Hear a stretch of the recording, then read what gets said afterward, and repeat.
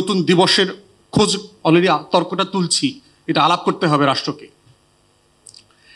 16 ডিসেম্বরের পরে কি হয়েছে? আমার বাবা মুক্তিযোদ্ধা ছিলেন, আমি যতটুকু পড়াশোনা করেছি, মিলিটারি অফিসার আছেন, লার্নেড মনিরুজ্জামান সাহেব এখানে আছেন।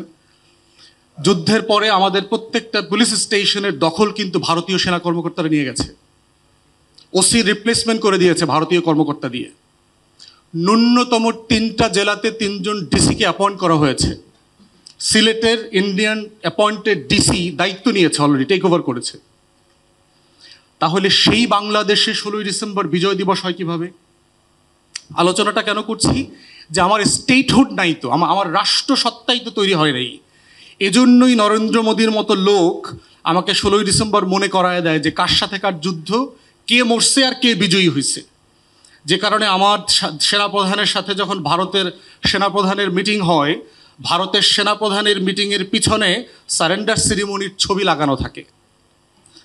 হোয়াট ডাজ ইট মিন? আমরা 4 মাসের জন্য একটা ইন্ডিয়ান কলোনিতে পরিণত হয়েছিলাম।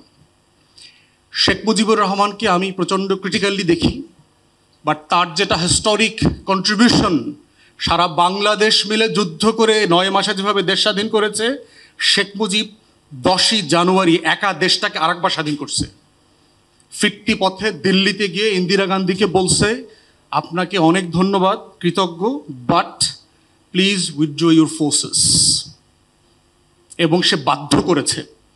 ইন্দিরা গান্ধী বোঝানোর জন্য বাংলাদেশে আবার কিন্তু আসছিল মার্চ মাসে, ওয়ার্ক করে নাই।